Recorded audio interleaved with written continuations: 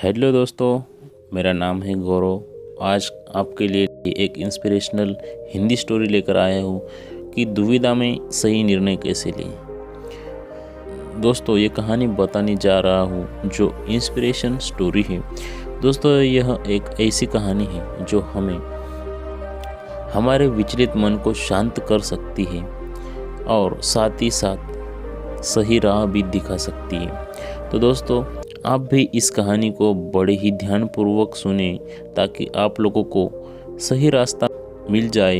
एक अच्छा निर्णय लेकर हम अपनी ज़िंदगी में सफल हो सकते हैं। तो चलिए दोस्तों, इंस्पिरेशनल स्टोरी को शुरुआत करते हैं। दुविधा में सही निर्णय कैसे ले की शुरुआत करते हैं और अपनी ज़िंदगी को सही दिशा में ले जाने का प्रयास करते हैं। दोस्तों, बहुत पहले की बात है। एक गांव में एक गरीब किसान रहता था जिसका नाम मदन था। वह किसानी करके अपने परिवार का भरण पोषण करता था। तभी एक साल बारिश नहीं हुआ और फसल भी नहीं हुआ। मदन अपनी गरीबी से बहुत परेशान हो गया था। वह अपनी गरीबी के कारण उसका अपने परिवार का पालन पोषण करना बहुत कठिन हो गया था। एक पत्नी और एक बच्चे का ठीक से वह भरण पोषण नहीं कर पा रहा था। वह बार बार यही सोचता था कि मैं क्या करूं। वह हमेशा चिंता में रहता था। इसी सोच के कारण उसने घर परिवार को हमेशा के लिए छोड़कर भाग जाने का फैसला ले लिया। फिर एक रात वह जब सभी लोग सो रहे थे तो वह चुपके से अपना घर परिवार छोड़कर चला गया। वो रात में इधर उधर भटक रहा था। वह बिना किसी मंजिल के इधर उधर चले जा रहा था। जब वह भटकते हुए एक नदी के किनारे पहुंचा तो उसने देखा वह भगवान बुद्ध अपने शिष्यों के साथ डेरा डाले हुए हैं। यह देखकर मदन ने भी फैसला किया कि वह भी सन्यासी हो जाएगा और भगवान बुद्ध का शिष्य बनकर उनके साथ ही विचरण करेगा। यह निर्णय लेकर वह भगवान बुद्ध के डेरे में जाकर उसके चरणों में गिर गया और उनसे विनती करने लगा कि हे भगवान बुद्ध, मुझे भी अपना शिष्य बना लीजिए। मैं आपका शिष्य बनना चाहता हूँ और आपकी राह पर चलना चाहता हूँ।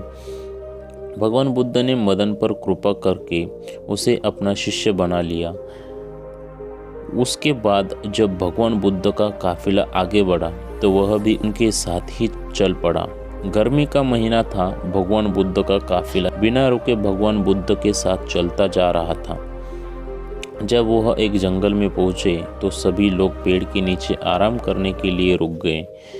तब गर्मी बहुत ज़्यादा थी, इसलिए गर्मी के कारण भगवान बुद्ध को काफ़ी ज़ोरों से प्यास लगी थी। उन्होंने अपने नए शिष्य से मदन से कहा कि यहाँ पास में सरोवर है, तुम जाकर वहाँ से पानी ले आओ मेरे लिए।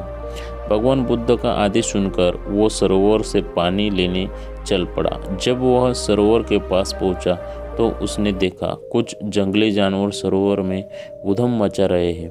परंतु जब वह सरोवर के पास पहुंचा तो सभी जानवर डर के भाग गए।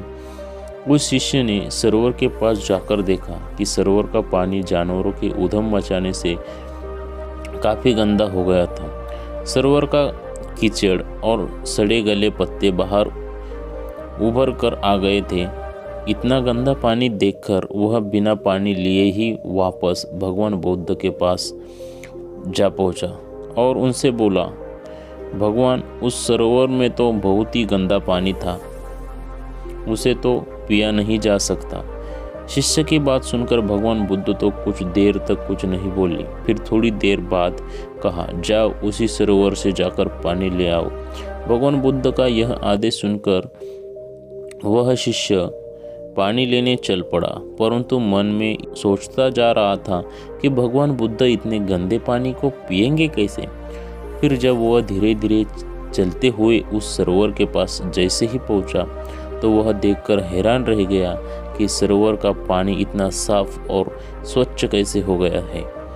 वह पानी लेकर भगवान बुद्ध के पास आता है और उनसे यह प्रश्न करता है कि थोड़ी ही देर में सरोवर का पानी इतना साफ कैसे हो गया। हे भगवान, कृपया मैं तो कुछ समझ ही नहीं पा रहा हूँ। कृपया मुझे समझाइए, आखिर ये सब कैसे हुआ।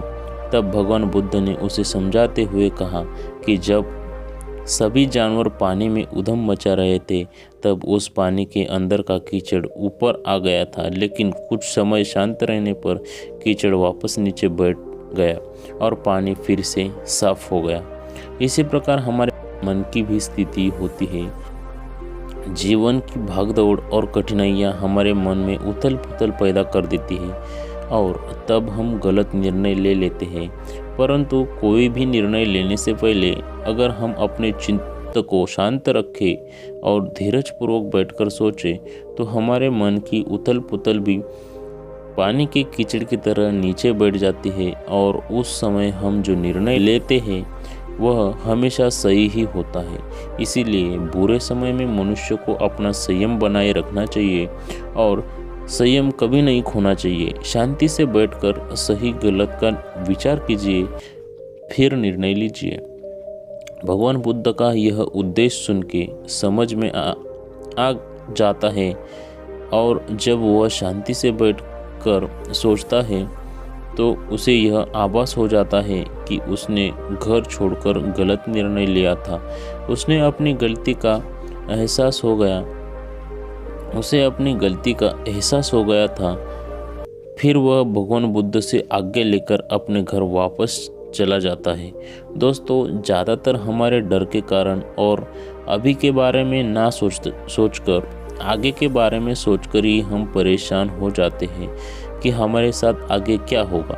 यह सोचकर ही हम परेशान हो जाते हैं और कुछ समझ में भी नहीं आता है कि क्या करना चाहिए और फिर हम गलत डिसीजन ले लेते हैं। दोस्तों, अगर आपका मन विचलित दुविधा में है या आप परेशान हो तो उस समय कुछ समय के लिए एक शांत जगह चले जाइए और शांति से बैठकर विचार कीजिए कि मेरा मन विचलित क्यों है। फिर कुछ समय बाद आपको अपने सवाल का जवाब मिल जाएगा। फिर उसके बाद आप जो डिसीजन लेंगे वो हमेशा राइट डिसीजन होगा। तो दोस्तों, कैसे लगी आपको आज की हमारी ये स्टोरी? दुविधा में सही निर्णय कैसे लें, हमें कमेंट बॉक्स में लिखकर ज़रूर भेजिएगा और साथ ही साथ इस स्टोरी को अपने दोस्तों में शेयर कीजिए। यदि दोस्तों आपने हमारे इस चैनल को सब्सक्राइब नहीं किया है तो चैनल को अभी सब्सक्राइब करें और इस स्टोरी को लाइक करें। तो दोस्तों, आज के लिए बस इतना ही। चलता हूँ। धन्यवाद।